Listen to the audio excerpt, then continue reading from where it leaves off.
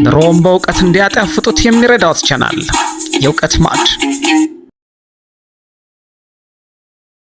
እስኪ ስለ ስኳሮች፣ ስለ ዋይት ሹገር፣ ብራውን ሹገር እና ደግሞ ይሄ ስለ አርቲፊሻል ሹገሮች የሆነው አሁን አርቲፊሻል ሆነው የሚመጡትን ስለነሱ ንገረን የሚል ጥያቄ በውስጥ ስላለ ስለነሱ በትንሽ ልንገራችሁ። በተለይ በውጭ ሀገር የምትኖሩ ሰዎች ይሄ በደንብ ይጠቅማቸዋል እና እዚህ ያላችሁም ዘመዶች ያሏችሁ ወደ ውጭ ላኩላቸው፣ ይጠቅማቸዋል። ምክንያቱም ብዙ አይነት ስኳሮች ይዛሉ፣ በተለይ አርቲፊሻል የሚባሉት ነገር እና አንዱ ከሌላው ለመለየት ትንሽ ኮንፊውዝ ያደርጋል። ባለሙያም ራሱ እንደዚህ ይከብደዋል። እሺ ስኳር ችግር እንደሚያመጣ እያመጣ እንደሆነ እንግዲህ ታውቀናል አይደለም? የክብደት መጨመር ያመጣል።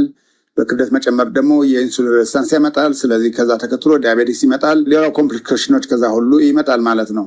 በተጨማሪም ለጥርስ ደግሞ ለጥርስም ሹገር ጥሩ አይደለም። አንድ የልጆች ራሳቸው አሁን የቱዝ ካሪስ የሚባል ነገር የሚሰጠው እንደዚህ አይነት ችግሮች ስላለ በአጠቃላይ ችግሩ እየታወቀ ሲመጣ የስኳርን አቅርቦት ለመቀየር ሀሳብ አለ። እንግዲህ ጫና አለ እንግዲህ በተለይ ከኮንሱመሮቹ ላይ ማለት ነው። ጫና እየመጣ ሲሄድ አምራቾቹም አማራጭ ሹገሮችን መስራት ጀመሩ ማለት ነው፣ ማምረት ማግኘት ጀመሩ ማለት። ስለዚህ የመጀመሪያውን ልነግራቸው የፈለግኩት ስለ ነጭና ብራውን ነው።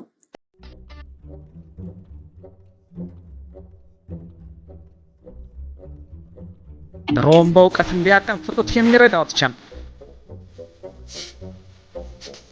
ብራውን ሲሆን ይቻላል ብላችሁ የምታስቡ ሰዎች አላችሁ። ሜታቦሊክሊ ውስጥ ገብቶ ሁለቱም ነጭ የሚሆን ብራውን ምንም ልዩነት የላቸውም።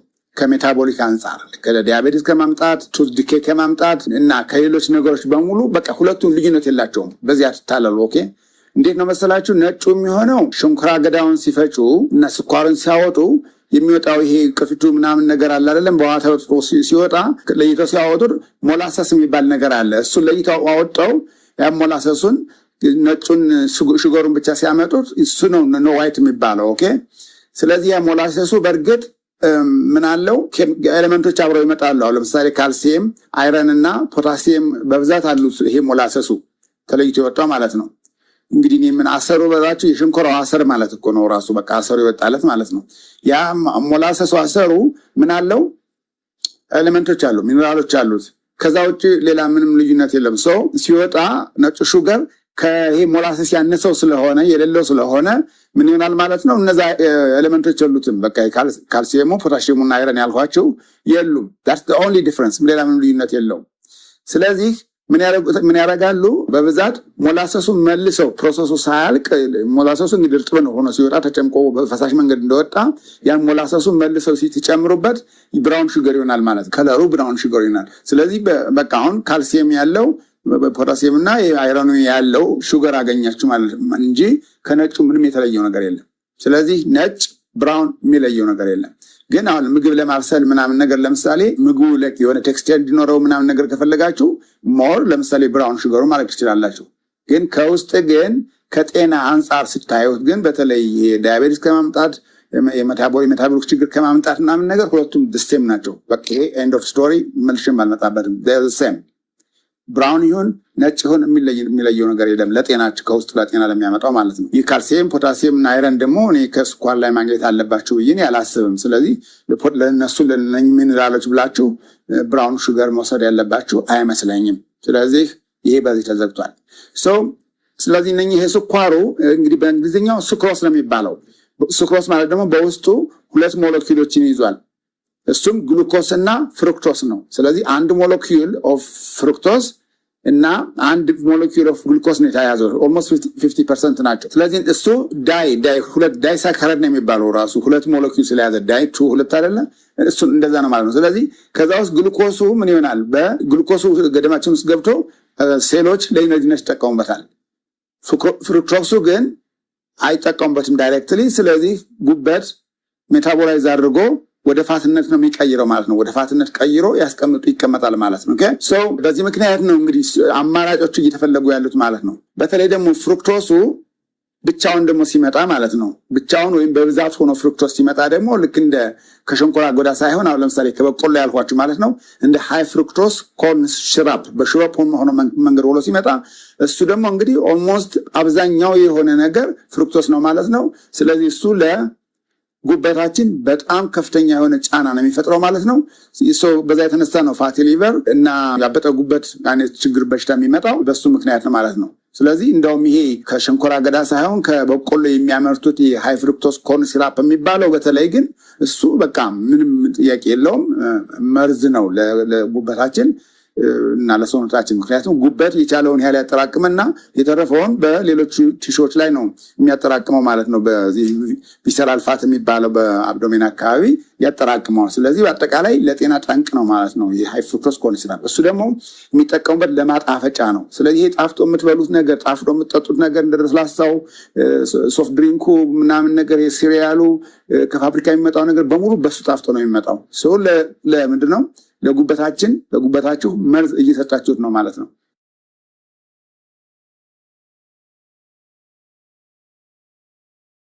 በተለይ ለህፃናት ነው በጣም አሳሳቢ ነገር ነው። ልጆቻችሁ የምትወዱ ከሆነ ሃይ ፍሩክቶስ ኮርን ሲራፕ ያለበት ነገር ለልጆቻችሁ በፍጹም መስጠት የለባችሁም። ደግሞ ተወዷቸዋላችሁ እርግጠኛ ነኝ፣ ግን መስጠት የለባችሁም። ኦኬ። ስለዚህ የእነኚህ ችግር በማምጣታቸው የውስጥ ሜታቦሊክ ሄልዝ ችግርና የጥርስ መበላሸት ነገር ቱዝ ኬሪ የሚባለው ነገር ሲመጣ አማራጮች መፈለግ ተጀመረ ማለት ነው። ስለዚህ አማራጮቹ አሁን በሶስት ከፍላቸዋለሁ፣ በሶስት ወይም በአራት ነገር። የመጀመሪያው የአልኮልነት ባህሪ ያላቸው አማራጭ ሹገሮች አሉ። ኦኬ።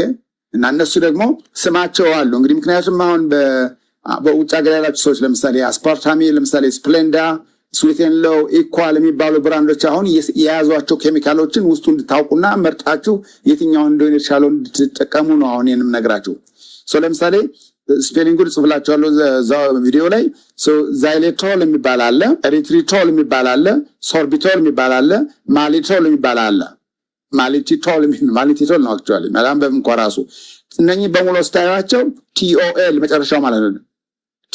ቲኦኤል ነው መጨረሻቸው። እነኚህ የአልኮልነት ባህሪ እንደዚህ አያሰክሩም። እንደዚህ አልኮል መጠጣላቸው ማለት አይደለም፣ ብቻ ሞለኪውላቸው ከአልኮል ጋር ስለሚዛመድ ነው እንደዛ ስም የተሰጣቸው። ስለዚህ እነዚህ በብዛት ሳይድ ኢፌክት አላቸው። ውስጥ ገብተው የጨጓራ አካባቢ ያለም የጂአይ ዲስኮምፈርት ነገር የመስጠት ባህሪ ያላቸው። ኦኬ።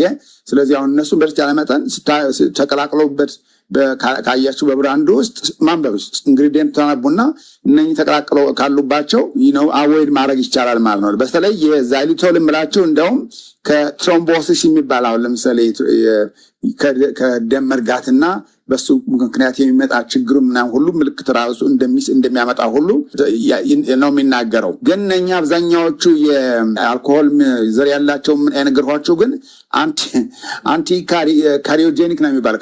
አንቲ ካሪዮጄኒክ ማለት እንደውም የቱዝ ዲኬላው ሌላ ነገር ሲበላ እንኳ ስኳር ራሱ በድድ ላይ ምናምን የቱዝ ኬሪ እንዳይመጣ የጥርስ የድድ መታመም ነገር እንዳይመጣ እንዳውም ያደርጋሉ ማለት ነው። ስለዚህ ሜይንሊ የተሰሩት በቃ በዚህ በቱዝ ዲኬ ምክንያት የሚመጣውን ችግር ለመፍታት ነው ማለት ነው እነኚህ የተገኙት።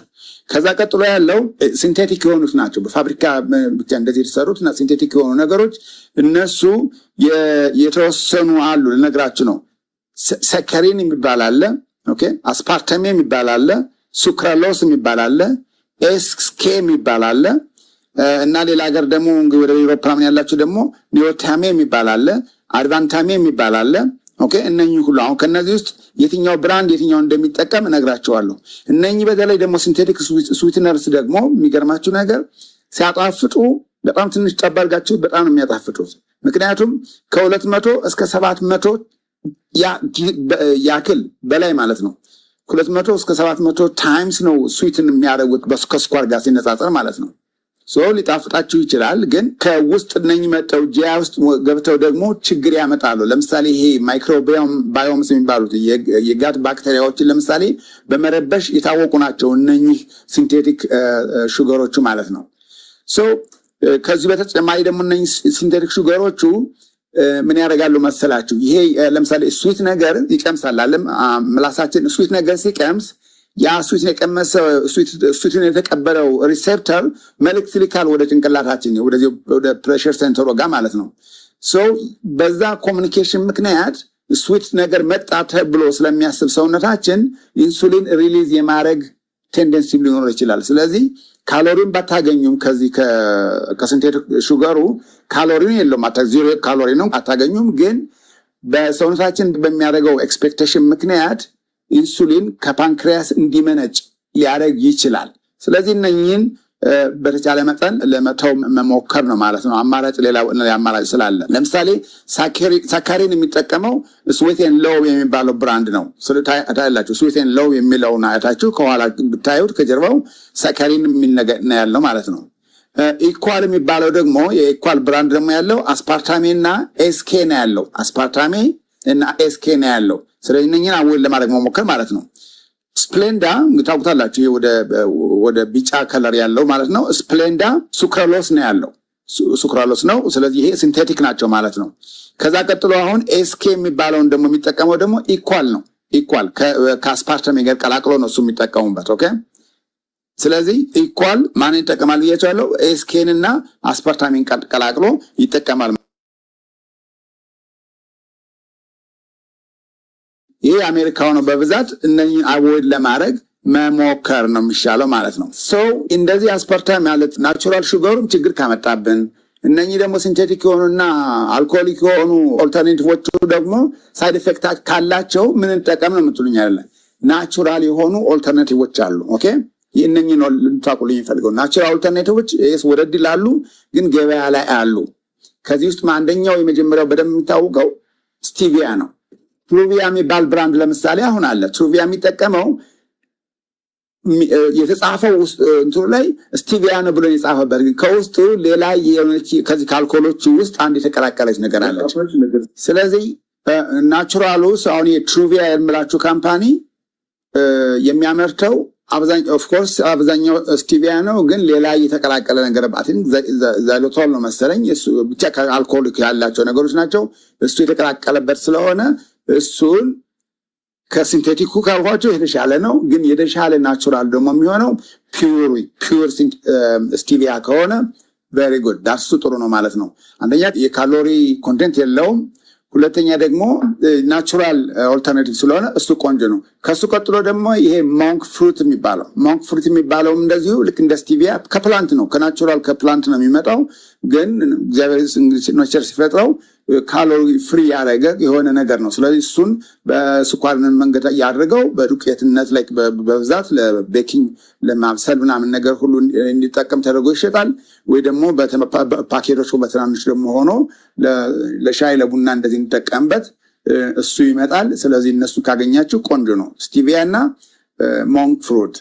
ሌላው ሶስተኛው ደግሞ ሬር ሹገር የሚባሉት ውስጥ አንደኛው አሉሎስ ይባላል። አሉሎስ ስምጽላችኋለሁ፣ ገበያ ላይ መፈለግ ትችላላችሁ። ከአሉሎስ የተሰራ ሹገር ወደድ ይላል። ሬር ነው ብያቸዋለሁ። ሬር ማለት በብዛት የሌለ ሬር ሹገር ነው የሚባለው ስሙ ራሱ። ስለዚህ አሉሎስ ቆንጆ ነው። ስለዚህ አሁን እኔ እስካሁን ከተናገርኳቸው የምመርጣቸው ማናቸው ማለት ነው?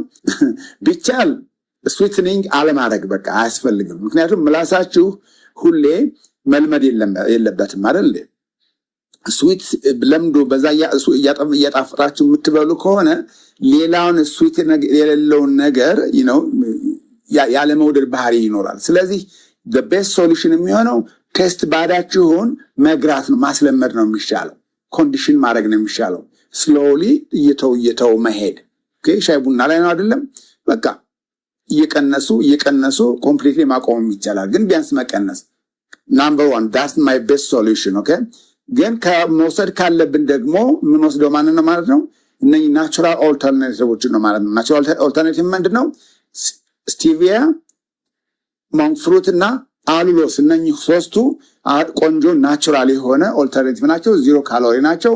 ስለዚህ ምንም ዌት ጌን የሚያመጡት ነገር ምናምን ነገር የለም ማለት ነው። ግን የቴስት ይሄ የትሪገር የማድረጉን በቴስት ስዊት ሴንሰሮቹ ሪሴፕተሮቹ መልእክት ማስተላለፋቸው ግን አይቀርም። ግን ኢምፓክቱ በጣም የጎላም አይደለም፣ ብዙ አያሳሰበኝም። ሹገር መጠቀም ከፈለጋችሁ እነኚህን 3ቱን ነው መጠቀም ያለባችሁ ማለት ነው። ከዛ አሁን ይህንን 3ቱንም አማራጭ ደግሞ ካጣችሁ፣ ለምሳሌ 3ቱም አማራጭ አሁን ይሄ ማለት ከነኚህ ናቹራሎች ካጣችሁ ሌላ ምን ትጠቀማላችሁ? ካሉት ውስጥ እንግዲህ ለምሳሌ እኔ የምፈለገው ማነው ሪከመንድ የማደርገው የትሩቪያን ነው። ትሩቪያ ቅልቅሉ ማለት ነው። ቅልቅሉ ከስቲቪያ ጋር ቅልቅል ያለበት ስቲቪያ ከማነው ከሌላ ከሆነ ከአልኮሊክ ኮንተንት ካለው ሹገር ጋራ የተቀላቀለውን ትሩቪያ ይቻላል አይደለም እንዴ? ሌሎችን ሲንቴቲኮችን ከመጠቀም ሲንቴቲኮቹን ግን እኔ አልደግፍም። ግን ስቲል ሙሉ ሹገሩን ናቹራል ሹገሩን ዋይት የሆነ ብራውን ከምትጠቀሙ ደግሞ ኢቨን ሲንቴቲኩን እመርጣለሁ። ምክንያቱም ሲንቴቲኩ አትሊስት ዌይት ጌና አያደርጋችሁም፣ ዳያቤቲክ ነገር አያስመጣችሁም። የስ ሌላ ችግሮች አሉ፣ ሳይድ ኢፌክቶቹ ግን ሜቢ ይሻላል። ይሄ በደረጃ ከሚሻል አንጻር ነው የጻፉላችሁ። ሌላው ግን በየሀገሩ የተለያየ ለምሳሌ በአውሮፓና በአሜሪካ ትንሽ የተለያየ ስታንዳርድ ነው ያለው። ዩሮፕ አካባቢ ምን ብራንድ እንደሆነ በደንብ አላቅም። ግን እናንተ አሁን መመራመር ያለባችሁ ምንድነው ኤሌመንቶቹ እናገራቸዋለሁ። እነዚህ ኬሚካሎቹ የተፈጠሩ ሲንቴቲኮቹ ምናምን ነገር የማንም ብራንድ ይጠቀማቸው እነሱ ውስጥ መኖር መቻል አለባቸው። እነሱን አንብቡ ከነገርኳችሁ ማለት ነው። የሲንቴቲኮቹ የትኞቹ ናቸው፣ የሌሎች አልኮሆሊክ ያላቸው ነገሮች የትኞቹ ናቸው ብላችሁ አንብባችሁ ኦኬ ሰው ያ ብራንድ ያነበባችሁ ብራንድ ያለው ሲንቴቲክ ነገር ከሆነ አቮይድ ማድረግ። ስለዚህ ናቹራሉን ይዛችሁ ኢቭን ለምሳሌ ውጭ ስትንቀሳቀሱ አሁን ካፍቴሪያው ስትገቡ ነው ያ ሹገር ሊመጣላችሁ የሚችለው ሜቢ ሲንቴቲኩ ነው አለ እንደ ስፕሌንዳ አይነቶች ናቸው የሚመጡት። ስለዚህ እናንተ በኪሳችሁ ይዛችሁ መሄድ አለባችሁ ወይ ከቤታችሁ ይዛችሁ ስኳራችሁ መጨመር አለባችሁ ማለት ነው። ይሄ ሁሉ ሹገር መጠቀም ካለባችሁ ማለት ነው። እኔ እንደኔ የምመርጠው ግን ሹገርን አለመጠቀም ነው ማለት ነው።